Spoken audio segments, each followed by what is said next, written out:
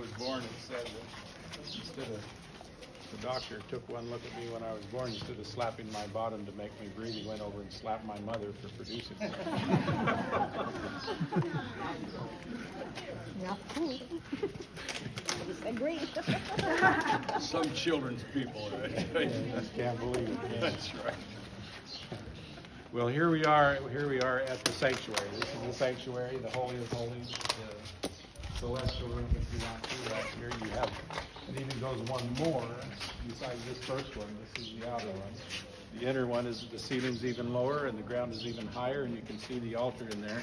Not an altar, but the pedestal that the bark would be put on, or that the God would be placed on that pedestal. So it's very similar to the Temple of Solomon. The Ark of the Covenant would have been in there with the cherubim, Ark of the Covenant. As you come out of the Temple of Solomon, you would be descending. That would be the highest point in the temple. And it was a perfect cube. The Holy of Holies in the Temple of Solomon was a perfect cube. The Ark of the Covenant was two perfect cubes put together. The holy place, or the Hekal, the holy place at the Temple of Solomon, was two perfect cubes. Everything comes down to these measurements and these Fibonacci sequences and Salt Lake. If you look at the plans of the Salt Lake Temple, you'll see that Fibonacci stuff is all over the place. Anyway, as we come to this point, the last point before you walk into the presence of God, there's certain things that have to be done by the Pharaoh. He has to be represented as receiving the powers that make God God.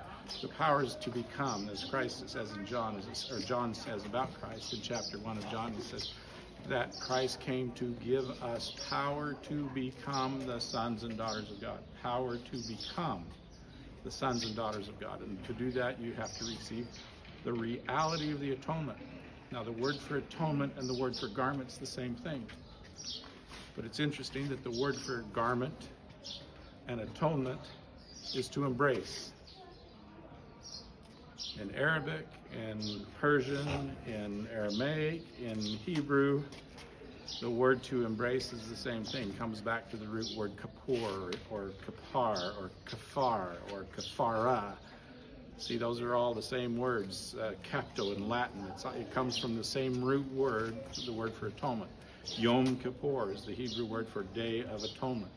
But a kaporeth is the garment that embraces the body. The capto, or the Latin capto, is the robe that embraces the monk's body. And so that this concept of embracing the God is really what it means. Atonement means, is an Old English word that means to become one with, at one with. It's Old English, atonement, to become at one with. And the way that's depicted not only anciently or in the Middle East, but even in our Book of Mormon, it's connected to embrace. Because mercy is always talked about in the Book of Mormon, that you are encircled about in the arms of his love. And those who refuse that atonement do not receive that embrace. So it's what I'm saying, as you progress through the temple and go to that point in the temple, our temples, of the ritual embrace, where you ritually embrace God on the other side. That is the reality. That's symbolic of the reality of becoming one with God, where he embraces you and bestows upon you the powers that make God God, which we sometimes call the Abrahamic covenant. So as the pharaohs would progress to this particular point, that's depicted symbolically too. Each one of these columns on the front side has 3 ritual embraces, on the back side has 3 ritual embraces. There's a total of 12 ritual embraces between these 2 columns. 6 in the front and 6 in the back. And the ritual embraces, as we saw before, the Pharaoh's feet has to be against the God's feet. The hands are going to be on the shoulders. The Pharaoh's hand will be on the shoulder of the God, and the God's hand will be on the shoulder of the Pharaoh. And while in that ritual embrace, the God bestows upon Pharaoh the powers that make God God. As the Pharaoh becomes one with the God by receiving that Abrahamic covenant, then he is recognized as a son or daughter of God and can be admitted into the presence of the God past the veil. Okay? And so you can see up here, very top, there were 3 vignettes, maybe even more than that, but we see the top up there. You see the embrace taking place. On either column,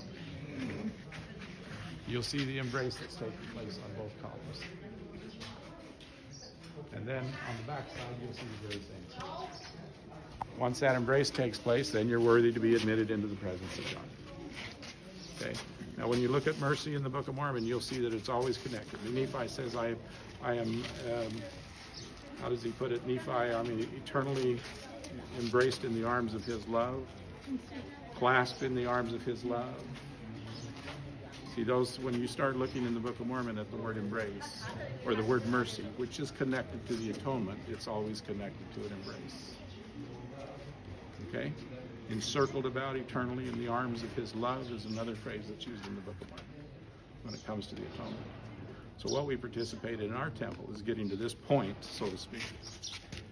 Having been true and faithful in all things that's been required in order to progress this far and ascend this high, we get to that point where God bestows the powers upon the individual, upon the Pharaoh, the powers that make God God, recognizing him as a son of God. And that's why I've said our endowment is the ordinances of the firstborn. It makes everyone a son of God or daughter of God. And the ordinance is the firstborn, or so that you can become an heir and a joint heir with the real Son of God. Okay? As a son or daughter of God. And so that's why these are right here, standing in front. And that's why I say this whole concept of exaltation of resurrection and exaltation lies at the foundation of the Egyptian religion. Dihong jet wa asene. Everywhere, everywhere, everywhere. Anyway. Where in this temple in the flow would be the washing and anointing? Here?